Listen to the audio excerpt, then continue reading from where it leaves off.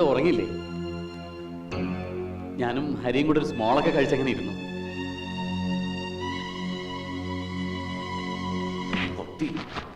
നിന്റെ കുടുംബം നീ കലക്ക് വരണം. വിടന്നെ, ഞാൻ കാല് പിടിക്കാം. കൊന്നുകളെ ഞാൻ തെമ്മാടിത്തരം കാണിക്കുന്നുള്ളൂ. വിടില്ല തന്നെ ഞാൻ. ഹരി ഇവിടെ ഇല്ലാന്ന് അറിഞ്ഞിട്ടും പിന്നെ എന്തിനാണോ താൻ ഇവിടെ വന്നത്? പറടാ, പറയാൻ. ഞാനോ? സ്വന്തം അനിയന്റെ ഭാര്യയല്ലോ, പെങ്ങളെ പോലെ കാണണ്ട. എന്താ സുരേഷ് നാരിത്തരം കാണിക്കുമ്പോ ഓർക്കണം. എന്താ പ്രശ്നം? ഇയാളോ അങ്ങനെ ശരിയാവില്ല. ഗംഗേട്ടാ,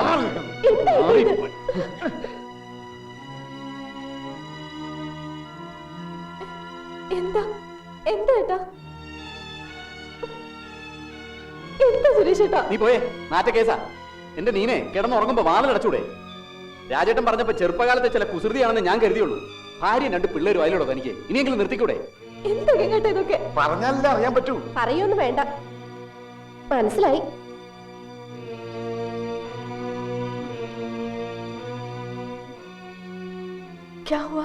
വിളിച്ചോണ്ട് പോ ഭർത്താവിനെ. രാത്രിയായ മുറിക്ക് പുറത്ത് വിടണ്ട. ഇവിടെ വേറെ പെണ്ണുങ്ങളുള്ളതാ. എന്താ എന്താ പറയുന്നത്? ഇതാ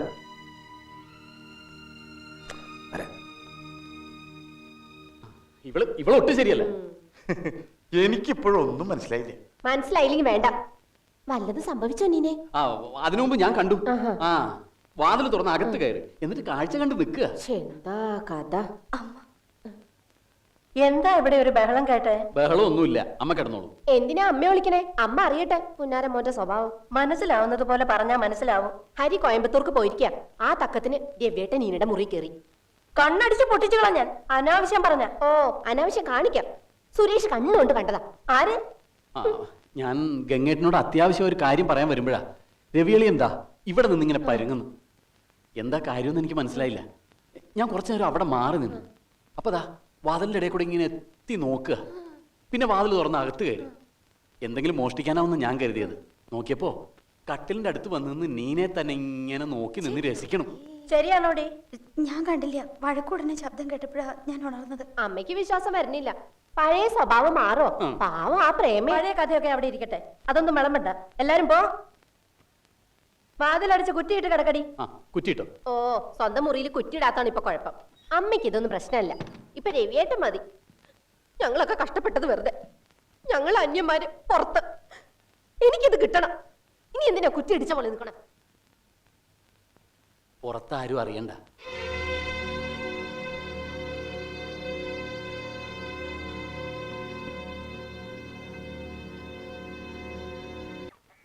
അവൻ വന്നതിന് ശേഷം ഞാൻ സൂചന വരാത്ത. അങ്ങോട്ട് പോയില്ലെങ്കിൽ എന്താ? ആളുകൾ ഇങ്ങോട്ട് അന്വേഷിച്ചു വരുന്നുണ്ട്. നീ വരാത്തോണ്ടാ ഇവൾക്ക് പരിഭവം. രവിമാമയല്ല, ദാ കിഴക്കേ വഴി കൂടെ വരുന്നുണ്ട് ഒരാള്. ആരാ? ഗീതമ്മയുടെ ഹീറോ സുരേഷോ? എന്തിനാണാവോ? ഒരു കാര്യം ചെയ്യേ, നീ അങ്ങോട്ട് മാറി നിന്നു.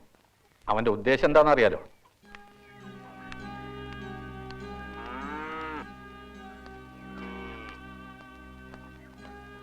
അല്ല, ആരാത്? ഇങ്ങോട്ടുള്ള വഴിയൊക്കെ അറിയോ? അതിന് ശ്രീധരമാമയ്ക്ക് ഞങ്ങളെ ഒന്നും വേണ്ടല്ലോ. വാ വാ, കേറിയിരിക്ക്. എന്താ? ഞാൻ ഇത്തിരി ടെൻഷനില്ല. അറിയാം, കാര്യങ്ങളൊക്കെ അപ്പ പറയുന്നുണ്ട്. അറിഞ്ഞോ? ഇയാളെയൊക്കെ ചാട്ടവാറിനടിക്കല്ലേ വേണ്ടത്? സ്വന്തം അനിയന്റെ ഭാര്യ. അതൊക്കെ പോട്ടെ പോട്ടെ പോട്ടെ. ശരിയാ, നമ്മൾ മാന്യന്മാർക്ക് സംസാരിക്കാൻ പറ്റിയ വിഷയമല്ല. സുരേഷ് ഇപ്പൊ എന്താ അങ്ങോട്ട് പോന്നേ? വളരെ സീരിയസ് ആയിട്ടൊരു കാര്യം പറയാനാ. പറയാനുള്ളത് രവിയളിയനോടാ. അയാളോട് ഞാനിനി സംസാരിക്കില്ല. അതുകൊണ്ട് ശ്രീധരമാമ പറയണം. എന്താ കാര്യം? അയാളുടെ വിരട്ടലൊന്നും എന്റെ അടുത്ത് നടക്കില്ല. എന്നോട് കളിച്ചാൽ കളി ഞാൻ പഠിപ്പിക്കും. പെങ്ങൾ ഇവിടെ വീട്ടിൽ നിൽക്കും, ഞാൻ കളഞ്ഞിട്ട് എന്റെ പാട്ടിന് പോകും. എനിക്ക് വേറെ കിട്ടും പെണ്ണ് അല്ലേ? പിന്നെ രവി അല്ലേ വരണത്? എവിടെ? വരുമ്പോ കൂടെ വരണ്ട്. നീ ഒരു കാര്യം ചെയ്യും, അകത്തി വന്നിരുന്നു. ഇപ്പൊ നിങ്ങൾ തമ്മിൽ കാണണ്ട. ശരിയാ, ഇപ്പൊ ഞങ്ങൾ തമ്മിൽ കണ്ടാൽ ശരിയാവില്ല. വെറുതെ വല്ലതും ചെയ്തു പോയിട്ട് പിന്നെ പറഞ്ഞിട്ട് കാര്യം. വലത്തോട്ട് പോയിട്ട് ഇടത്തെ ഭാഗത്തേക്കുള്ള മുറി. അതന്നെ അതന്നെ അതന്നെ അതന്നെ. രവി, അളിയന്മാരോടൊക്കെ പെരുമാറേണ്ട രീതിയിൽ പെരുമാറണം കേട്ടോ.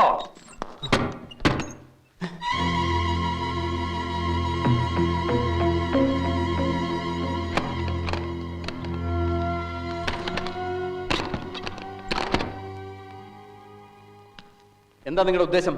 നിന്നെ കൊല്ലാൻ. എന്റെ കുടുംബം നീ തകർക്കൊല്ലടാ.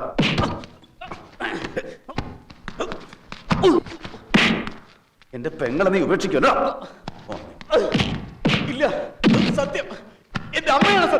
നിന്റെ സത്യം എന്താ പറഞ്ഞേ? എന്റെ എന്റെ ഭാര്യ കിടക്കുന്നത് ഞാൻ അങ്ങനെയല്ല ഉദ്ദേശിച്ചത്. ഇനി നിൽക്കണം. ഇല്ല. അയ്യോ, പറയണം. പറയില്ല. അവനെ പുറത്തു എന്നെ കൊല്ല. കുഞ്ഞ്. അയ്യോ, വേണ്ട, വേണ്ട. അയ്യോ, അയ്യോ, വേണ്ട. ഞാൻ കാല് പിടിക്കാം. ഞാൻ ചെയ്തു പോയതിനൊക്കെ എന്നോട് ക്ഷമിക്കണം. ഞാൻ കാല് പിടിക്കാം. ഇനി നീ കാരണം എന്റെ ഗീതയുടെ കണ്ണൊന്ന് കലങ്ങിയാൽ ഇനി ഒരിക്കലും അതുണ്ടാവില്ല. ഇനി നീ നീനയുടെ മുഖത്ത് നോക്കാനുണ്ടല്ലോ. കൊന്നു തന്നെ, ആ നിമിഷം കൊന്നു. വരുമാക്കല്ലോ. ഞാൻ പറഞ്ഞ പോലെ ചെയ്യുന്നവനാ കൊല്ലു ഞാൻ. അല്ല, സത്യം. ഗീതയാണ് സത്യം. എന്റെ മോനാണ് സത്യം. ആ, എന്താ ഇവിടുത്തെ ഒച്ച കേട്ടത്? ഒന്നുമില്ല. ചിലപ്പോ എലി ഓടിയതായിരിക്കും. ആ ശരിയാ, ഇവിടെ ഭയങ്കര എലിശല്യ, അതും കോഴി പോലത്തെ എലി. ആ കുടിക്കാൻ തന്നെ എടുക്കട്ടെ. എനിക്കൊന്നും വേണ്ട, സുരേഷ് എന്തെങ്കിലും കൊടുക്കും. ആ വേണോ? ആ, വേണം. സുജ ഇത്തിരി ഗോമൂത്രം കിട്ടുമോ നോക്കുന്നുണ്ട്. ഗോമൂത്രം? ആ, ഈ ഗോമൂത്രത്തിൽ കടുക്ക ഉപ്പിട്ട് കുടിച്ചാ വില നീർക്കട്ടോ ചതവോ ഉണ്ടെങ്കിൽ നല്ലതാ. ആർക്കാ? ആർക്കും കുടിക്കാം, സുരേഷിന് കുടിക്കാം.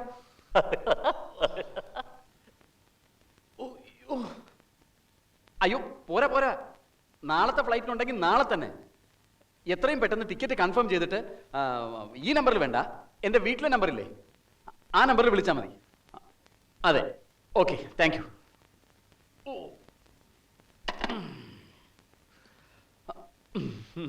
ഗംഗേട്ടൻ പറഞ്ഞു നീ വീണൂന്ന്. എൻ്റെ അടുത്ത് ഒന്ന് വീണു. ഇച്ചിരി കടുപ്പമായി പോയി. എവിടെ വീണു? അത് നമ്മുടെ ശ്രീധരമാമ്മയുടെ വീട്ടിലേക്ക് പോകുന്ന വഴി ആ പാറക്കൂട്ടങ്ങളില്ലേ, നല്ല ഭംഗിയല്ലേ അവിടെ കാണാൻ. ആ പാടവും പുഴയും. ഞാൻ ആ ഭംഗിയൊക്കെ കണ്ട അങ്ങനെ നടക്കുകയായിരുന്നു. പെട്ടെന്നാണ് അടി തെറ്റി ഒരൊറ്റ വീഴ്ച. ഒരു 10-40 അടി താഴേക്ക്. അയ്യോ, എന്നിട്ട് എല്ല് വല്ലതും പൊട്ടിയോടാ? എല്ല് മാത്രം പൊട്ടിയില്ല. ഭാഗ്യം. ഈ വേദനയും വെച്ചിട്ടാണ് നീ ഇപ്പൊ തിരിച്ചു പോകാൻ പോണത്. അല്ല, അത് പിന്നെ ഗൾഫിൽ പുതിയ റൂള് വരുമല്ലേ, എടുത്ത് പത്രത്തിൽ വായിച്ചില്ലേ. ആ, ഇനി പഴയതുപോലെ ഒന്നുമല്ല, വിസക്കൊക്കെ വലിയ പ്രശ്ന. അതിന് നിനക്കെന്താ പ്രശ്നം? നിനക്ക് റെസിഡന്റ് വിസ ഇല്ലേ? അതെ, എന്നാൽ ഉടനെ പോകുന്നതാ നല്ലത്, അല്ലെങ്കിൽ പ്രശ്ന. അല്ല, ഷോപ്പിലെ നീ ഇപ്പൊ പോയാൽ ശരിയായില്ലെന്ന് ഏട്ടൻ പറയുന്നത്. രവിളിയെ നമ്മളെല്ലാം തുരത്തോടിക്കാൻ ശ്രമിക്കുക. നമ്മളെല്ലാം ഒറ്റക്കെട്ടായി നിൽക്കണം. തൽക്കാലം നിങ്ങളൊക്കെ ഉണ്ടല്ലോ ഇവിടെ ഒറ്റക്കെട്ടായി നിൽക്കാൻ. തന്നെയുമല്ല, ഞാനല്ല ഗീതയല്ലേ നിൽക്കേണ്ടത്. അവളിവിടെ ഉണ്ടല്ലോ. എനിക്ക് പോകുന്നതിന് മുമ്പ് വീട്ടിലൊന്ന് തല കാണിക്കണം. എന്താ സുരേഷ് തിരിച്ചു പോവാണ്? അതേ വേട്ടാ, എനിക്കവിടെ ചെന്നിട്ടൊരു അത്യാവശ്യം. അപ്പൊ ഗീതയോ? അവളിവിടെ ഉണ്ട്. അവൾക്ക് മോനും കൂടെ ഒരു ടിക്കറ്റ് പറഞ്ഞേക്ക്, അവരും പോരട്ടെ. ഞാൻ വിചാരിച്ചിട്ടുണ്ട്, പക്ഷെ വിസയുടെ കാര്യമാണ്. രവിയേട്ടൻ പത്രം വായിച്ചില്ലേ? നിയമമൊക്കെ വരാൻ പോകുന്നല്ലേ ഉള്ളൂ. നീ ഇപ്പൊ ഇവിടെ നിന്ന് അങ്ങോട്ട് ഓടിപ്പോയിട്ട് എന്താ കാര്യം? അവിടെ ഷോപ്പിൽ നിന്റെ അനിയന്മാരൊക്കെ ഇല്ലേ? ഗീതയ്ക്ക് മോനും കൂടെ ഒരു വിസ ഏർപ്പാടാക്കും. അവിടെ ഫ്ലാറ്റ് ഉള്ളതല്ലേ, അവരും പോരട്ടെ. അതല്ലേ നല്ലത്? അതെ, പക്ഷെ പെട്ടെന്നൊരു വിസ കിട്ടാൻ. വിസിറ്റിംഗ് വിസ കിട്ടുമല്ലോ, അത് കിട്ടും. അവിടെ ചെന്നിട്ട് ബാക്കി ശരിയാക്കിയാൽ മതി. അവൾ എത്ര കാലാന്ന് വെച്ചാൽ പിരിഞ്ഞു നിൽക്കുക. നീ വിഷമിക്കൊന്നും വേണ്ട, നിങ്ങൾക്ക് ഒരുമിച്ച് പോവാ. ഏട്ടൻ പറഞ്ഞില്ലേ, സുരേഷ് നല്ല സ്നേഹമുള്ളവനാ അല്ലേ സുരേഷ്? ആ വാ പറയട്ടെ.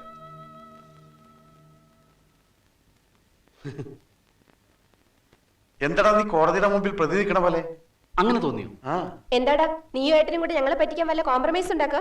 ഏയ്, ഞാൻ വേറൊരു വഴിയിൽ മൂപ്പരൊന്ന് പിടിക്കാൻ നോക്കിയതാ. അവനെ വരച്ച വരെ നിർത്തി തരേട്ടൻ പോരെ. ഇനി അടിക്കൊന്നും ചെയ്യരുത് കേട്ടോ. ഇന്നലെ കൈ മുറിഞ്ഞ് ചോര ഒലിപ്പിച്ച് വന്നത് കണ്ടപ്പോ എനിക്ക് പാവം തോന്നി. എന്റെ നെഞ്ച് കലങ്ങിപ്പോയി. എന്നെ ഇഷ്ടമില്ലെങ്കിൽ പൊയ്ക്കോട്ടെ സുരേഷ് ഏട്ടൻ. നീ ഇത്ര പാവായി പോയില്ലോടി. അവൻ നിന്നെ വിട്ടുപോകുന്നില്ല, ഏട്ടനെ പേടിച്ചിട്ടല്ല. നിന്റെ ഈ സ്നേഹം അതങ്ങനെ ഇട്ടെറിഞ്ഞ് പോകാൻ പറ്റില്ല. ലോകത്ത് ആരെ എന്തിനേയും ജയിക്കാൻ പറ്റിയ ഒരേ ഒരു ആയുധമുള്ളൂ. എന്താ അത്? സ്നേഹം. അതില്ലാണ്ട് വരുമ്പോഴാണ് ചതിയും വഞ്ചനയും പകയൊക്കെ ഉണ്ടാവണം. ആ ഏട്ടൻ വിളിപ്പിച്ച് വേറൊരു കാര്യം ചോദിക്കാനാ. സുനന്ദയ്ക്ക് എന്താടി പറ്റിയത്? എന്താ അവളുടെ കുഴപ്പം? അസൂയ തന്നെ, അല്ലാണ്ടെന്താ? ചേച്ചി വിചാരിച്ചൊന്നും കിട്ടിയില്ല അത്രേ. അതിന് ബാക്കിയുള്ളവരുടെ ദേഷ്യം നമ്മളെന്താ ചെയ്യാ? പാവം. ഏലം ഏലം ഇയാളെന്താ ഇവിടെ നിൽക്കണം?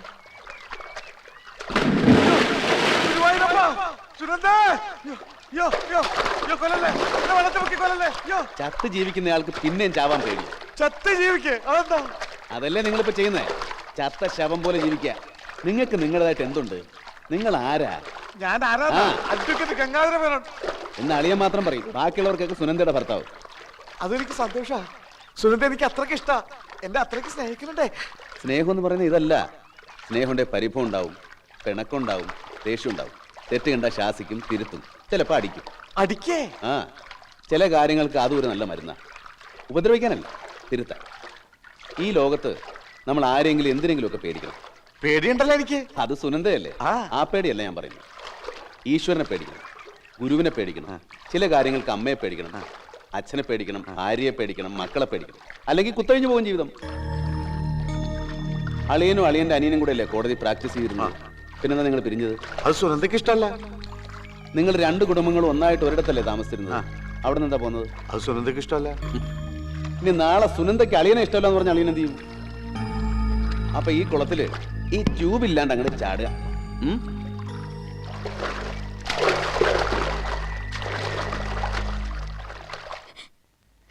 നീന, ഞാൻ വരില്ല. അയാൾ ആ വീട്ടിലുണ്ടെങ്കിൽ ഞാൻ വരില്ല. നീന, ഇവള് പറയണ കേട്ടോ ഡാഡി? അവൾ പറയണത് ശരിയല്ലേ? നിങ്ങളുടെ വീട്ടിൽ അവൾക്ക് എന്താ ഒരു സെക്യൂരിറ്റി? ഞാൻ പറഞ്ഞല്ലോ, ഏട്ടൻ സമയത്ത് എന്റെ മുറി കയറിയത് എന്തിനാന്ന് ഞാൻ ചോദിക്കാം. സത്യം എന്താന്ന് അറിയണല്ലോ. ഇനി സത്യം അറിയണം. ഞാൻ പറയുന്നത് വിശ്വാസമില്ല. വേണ്ട, എന്നെ വിശ്വസിക്കണ്ട. നീന, ഹരി മനുഷ്യൻ നല്ലവനാണ്, പക്ഷെ മണ്ടനാകരുത്. സ്വന്തം ഭാര്യയോട് ഒരാൾ, അതാരോ ആയിക്കോട്ടെ, മോശമായിട്ട് പെരുമാറിയിട്ടും പിന്നെയും ഹരി കാണിക്കുന്ന ഈ മറ്റടുത്ത ഡിപ്ലോമസി ഉണ്ടല്ലോ, അതാണത്തുമില്ല. ഇനിയിപ്പോ അവൾ അങ്ങോട്ട് വരാന്ന് പറഞ്ഞാലും അവളെ നിങ്ങളുടെ വീട്ടിലേക്ക് അയക്കാൻ എനിക്ക് സമ്മതമല്ല.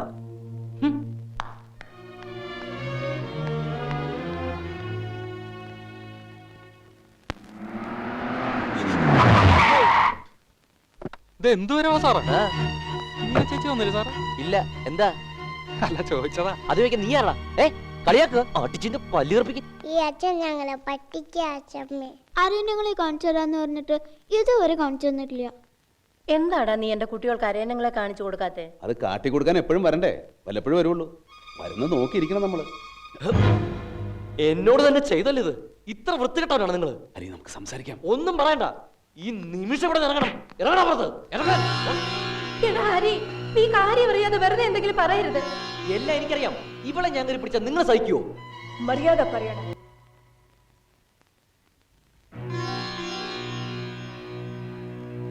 ഈ നായിന്റെ മോളെ, നിന്നെ ഞാൻ തുടരുതവളെ. നിന്റെ പെണ്ണെടുത്തോളം നിനക്ക് പോലും അതുപോലെ തന്നെയാണ് എനിക്ക് എന്റെ പെണ്ണും. ഹരി, ഞാൻ അറിഞ്ഞുകൊണ്ട് ഒരു തെറ്റും ചെയ്തിട്ടില്ല. അറിയാതെയാണോ പിന്നെ എന്റെ പെണ്ണ്? അമ്മയാണോ പെങ്ങളാണെന്ന് അറിയാത്ത നിന്നോടൊക്കെ സംസാരിക്കല്ല വേണ്ടത്.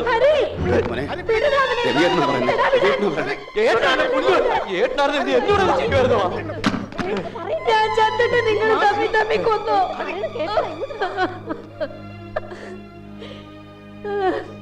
മോനെ, എന്തൊക്കെ കാണണോടാ. അമ്മയ്ക്ക് സഹിക്കാൻ പറ്റണില്ലടാ. അമ്മയ്ക്ക് ഇവനെ കുറിച്ച് കേട്ടത് അറിഞ്ഞതൊക്കെ വിശ്വസിക്കാത്തവനെ ഞാൻ, അറിയോ? എന്നിട്ട് എനിക്കിട്ട് എന്നെ തന്നല്ലോ. ഇപ്പൊ വിശ്വാസായില്ലേ? സുനന്ദേ, നീ ഒന്നും പറയണ്ട. ഈ അമ്മ ഒറ്റ ഒരുത്തി ഇതിനൊക്കെ കൂട്ടും. ഏതിനാണ് ഞാൻ കൂട്ടുനിന്നേ? പറയടേ, എന്തിനാണ് ഞാൻ കൂട്ടുനിന്നേ? പറയട്ടെ, എല്ലാം പറയട്ടെ. അമ്മേ, അമ്മ മിണ്ടരുത്. എന്നെ ഓർത്തൊന്നും അമ്മ പറയരുത്. നാശിക്കട്ടെ, ഈ കുടുംബം നാശിക്കട്ടെ.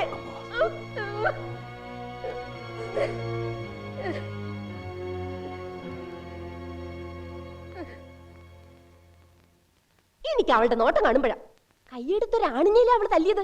അതും ഭർത്താവിന്റെ കയ്യിലിരിപ്പ് മനസ്സിലാക്കിയിട്ട്. ഇങ്ങനെയുണ്ടോ പെണ്ണുങ്ങള്? നിന്റെ സ്ഥാനത്ത് ഞാനായിരുന്നെങ്കിലേ പകരത്തിന് പകരം അവളുടെ മുറി കയറിയനെ.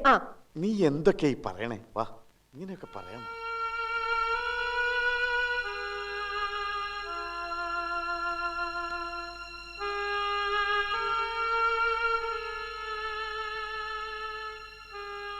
ഹരിയേട്ടാ, ഒറ്റ കാര്യം ഞാൻ പറയണുള്ളൂ. ഹരിയേട്ടൻ ഈ കേട്ടത് അറിഞ്ഞതൊന്നും സത്യമല്ല. വേറൊന്നും എന്നോട് ചോദിക്കരുത്.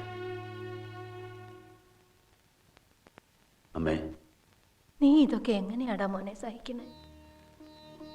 സാരല്ലമ്മേ, എന്നെ വിചാരിച്ച് അമ്മ വിഷമിക്കാണ്ടിരുന്നാ മതി. എനിക്കിതൊക്കെ ശീലല്ലേ അമ്മേ. കുട്ടിയായിരിക്കുമ്പോഴേ അവൻ അങ്ങനെ തന്നെ. ദേഷ്യം വന്നാൽ നായ കടിക്കണ മാതിരി കടിക്കും. എത്ര കടി എനിക്ക് കിട്ടിയിരിക്കണമെന്നറിയും. അതുപോലെ തന്നെയാ സുനന്ദ. ഒരു പേന കാണാണ്ടായാൽ അത് രവിയേട്ടനെടുത്തു. പരീക്ഷയ്ക്ക് മാർക്ക് കുറഞ്ഞാൽ അതിൻ്റെ വേട്ടന് വിട്ടു. ദാ വരണു. ഇവിടെ ആരായിരുന്നു വിത്തെന്നറിയും. ഒരിക്കൽ സ്കൂളിൽ കളിച്ച് വീണ് തല പൊട്ടിയപ്പോൾ ഞാൻ തള്ളിയിട്ടതാണെന്ന് പറഞ്ഞ് അച്ഛനെ കൊണ്ട് ഇവിടെ തന്നെ തല്ലു വിളിച്ചിട്ടുണ്ട്. ഓർമ്മയുണ്ട് അതൊക്കെ?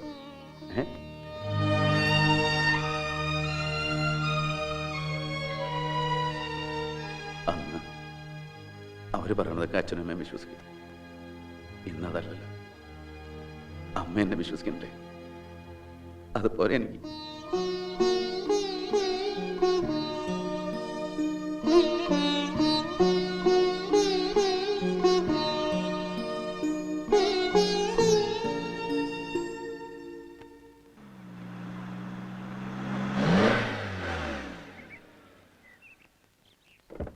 എന്താടാ അവിടെ ആകെ പ്രശ്നം. എന്താ? എനിക്കറിയില്ല, ഓർഡറിൽ അങ്ങോട്ട് വരാൻ പറഞ്ഞു. എന്താ ലക്ഷ്മിക്ക് എന്തെങ്കിലും സുഖമില്ലായ്മ ഉണ്ടോ? എനിക്കറിയില്ല. പിന്നെ എന്താടാ നിനക്കറിയാ കാള?